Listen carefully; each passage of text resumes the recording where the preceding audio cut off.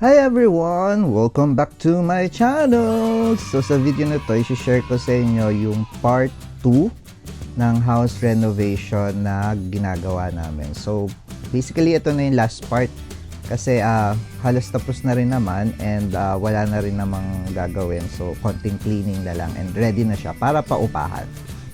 Kung hindi nyo pa napanood yung part 1, ilalagay ko yung link sa description below para mapanood nyo rin siya.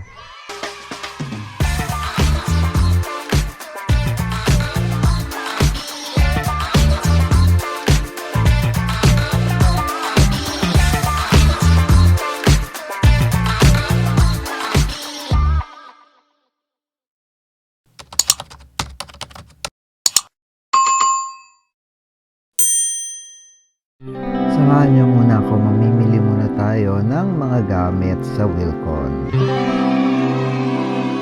Dito na naman tayo sa Wilcon! Sila sabi nga nila, alam mo tumatanda ka na kapag ang Wilcon or ang Ace Hardware parang toy kingdom. Ngayon bibili tayo ng yung para sa sigal. Tara! Welcome to Wilcon.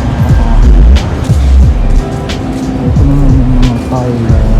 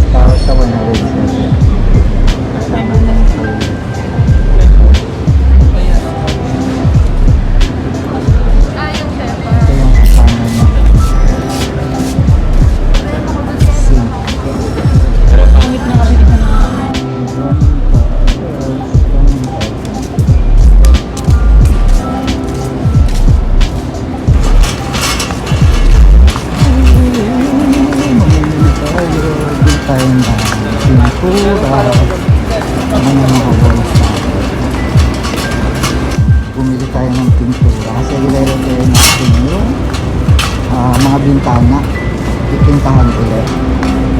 Next naman, mga wall socket tsaka mga switches ang bibili natin. So yan, bumili na rin ako ng mga switches tsaka yung mga saksakan. So yan, magpapalit tayo ng mga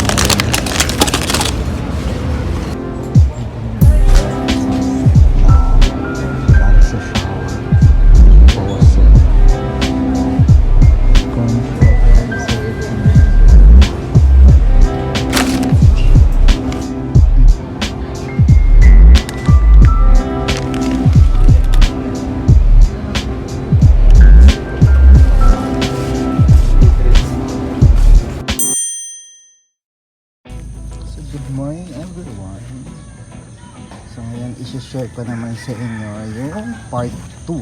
So part 2 na tayo ng house renovation na ginagawa namin. So tingnan natin kung ano na yung mga pagbabago at yung mga bagong nagawa dito sa bahay.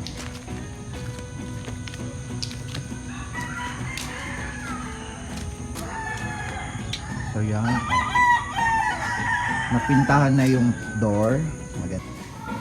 So ayan, dito tayo dumaan sa gilid kasi nakalaki yung front door. So eto, medyo malinis na yung lababo.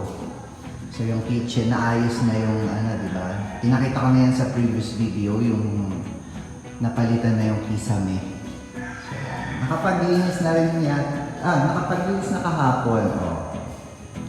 So wala nang masyadong kalat. So yung door, napabarnisan na rin natin. So yan. Nice, no? Palitan na natin yung color.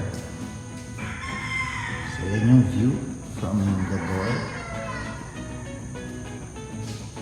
So ganito talaga dito sa amin, parang probinsyang-probinsya talaga. Kahit hindi naman sobrang probinsya kasi nasa Cavite lang naman kami.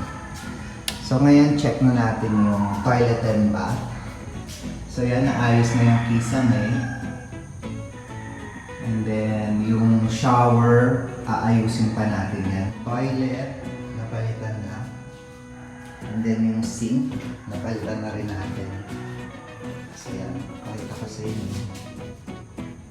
So yan, bago na yan. So, konting cleaning na lang siguro nitong mga tiles. So yan. Nice, no? Bago yan. Ma-under naman yung ano. Ma-under na rin yung flash. Medyo mahina lang yung pressure. So, paayos natin yan. So, yan. So, itong toilet seat and yung lababo, binili namin yan sa Wilton. Isang set na yan, kasama na rin yung lalagyan na ng tissue paper and ng sabon. Siguro magkano ba yan? Isang set siya around 6,500 pesos. So, yan. So, yung mga doors, napalitan ko na rin ng mga doorknobs. Ito yung isang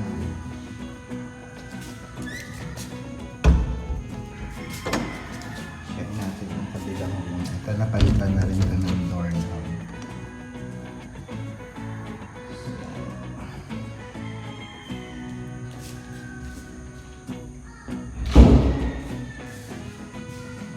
Sa labas naman, ang currently na pinapaayos namin is ito. Pinapa-repaint namin yan. So, inumpisahan na siya. Color green. So, kailangan i-repaint para tumagal at hindi kainin ng kailangan.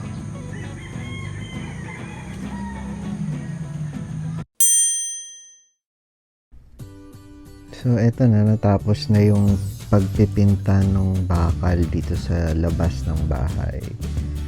Sa ngayon wala pa siyang kisame. So nung nabili namin siya, wala naman siyang kisame. And mag-iipon muna para mapaglagyan ng kisame. So natapos na rin yung pagpipaint sa bintana. So repainting lang naman, retouch lang yung ginawa. So, chocolate brown yung ginamit na kulay. And then, yung accent na white, sobra lang naman yan dun sa mga paints before. And then, napalitan na rin yung mga wall sockets kasi medyo luma na. And yung ibang mga switches hindi na gumagana or sira na. Mahirap na pindutin. So, yan, napalitan na rin siya para mas okay na rin siya. So, nalagay na rin yung shower head and yung gripo.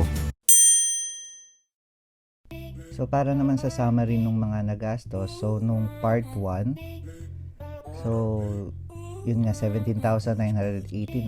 Dito naman sa part 2 ng renovation natin, it's 18,776 for a total of 36,765 lahat.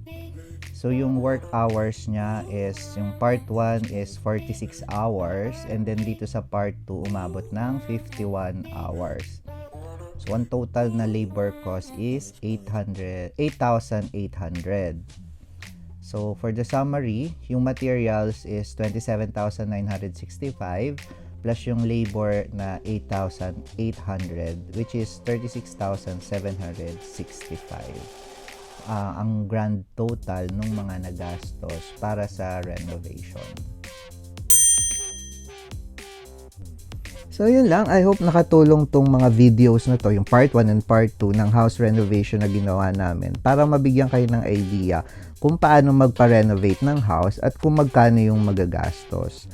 So siguro this will be the last part kasi wala naman nang gagawin or aayusin. Natapos na namin almost 100% nung kailangan gawin.